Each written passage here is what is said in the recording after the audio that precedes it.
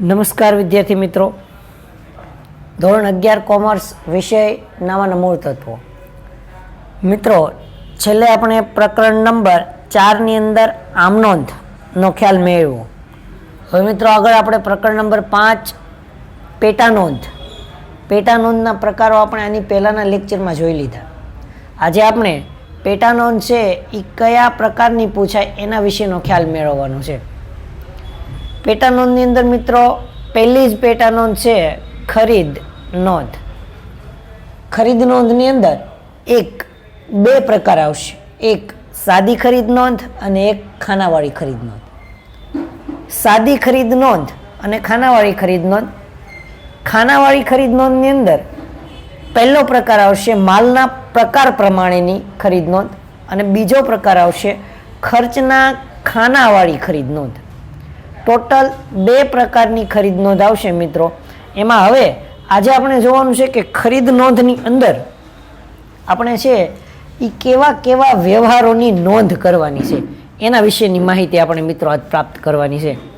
તો એક આ જે છે એ દાખલાને લગતી ખૂબ જ મહત્વની આઈએમપી વિગતો છે.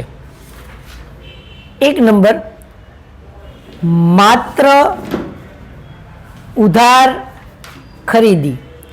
માત્ર ઉધાર ખરીદીના વ્યવહારો છે એ અહીંયા મિત્રો નોંધવામાં આવશે. જો ખરીદ નોંધની અંદર માત્ર ઉધાર ખરીદીના વ્યવહારો નોંધવામાં આવશે, બીજું કશું નોંધવામાં આવશે નહીં.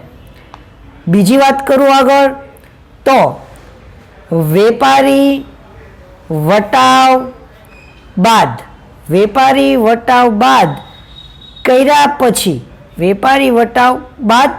પછીની રકમ નોંધવામાં આવે.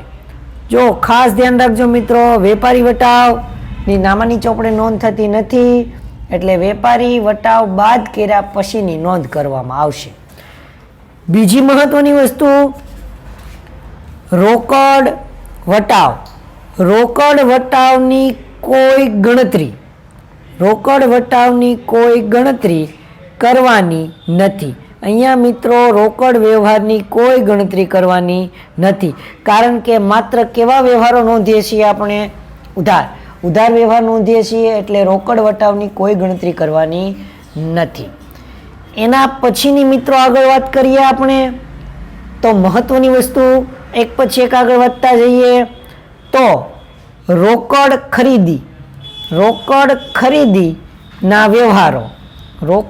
ખરીદીના વ્યવહારો નોંધવાના નથી. જો ખરીદીના લખવાના છે પણ રોકડ ખરીદીના વ્યવહારો આપણે મિત્રો અહીંયા નોંધવાના નથી. એના પછીની વાત કરીએ તો આગળ વાત કરીએ મિત્રો અહીંયા મિલકતને લગતા વ્યવહાર. મિલકતના વ્યવહાર નોંધવાના નથી. જો એટલે પછી એ રોકડ હોય તોય નહીં, ઉધાર હોય તોય નહીં, મિલકતના કોઈ વ્યવહાર નોંધવાના નથી. માત્ર માલની ઉધાર ખરીદી કે ઉધાર જે છે એની નોંધ કરવાની છે.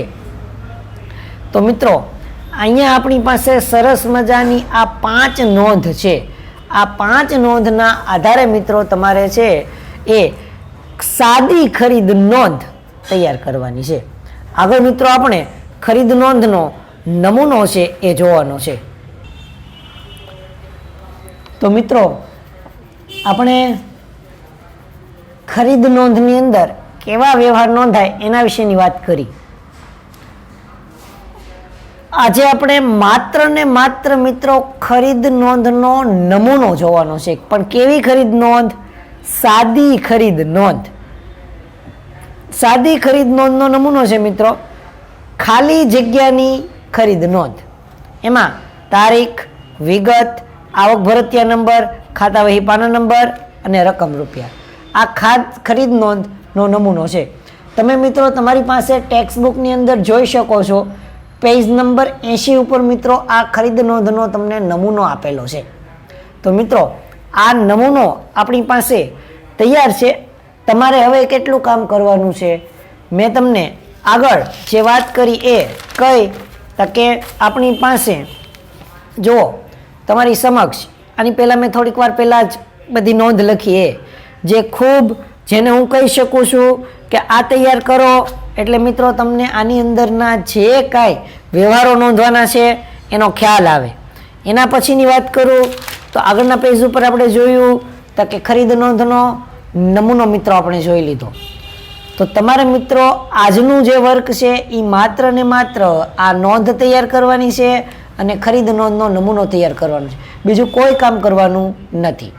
તો મિત્રો આજે આપણે એટલે સુધી રાખીશું. નેક્સ્ટ બીજો પિરિયડ આવશે એમાં ખરીદ નોંધનું એક ઉદાહરણ લેવાનું છે અને એક સ્વાધ્યાયનો દાખલો તમારે મિત્રો ગણવાનો છે. તો આજે આપણે એટલે સુધી અટકશું. નેક્સ્ટ ફરી વખત જ્યારે મળીએ ત્યારે ફરીથી પાછા મળશું. Thank you.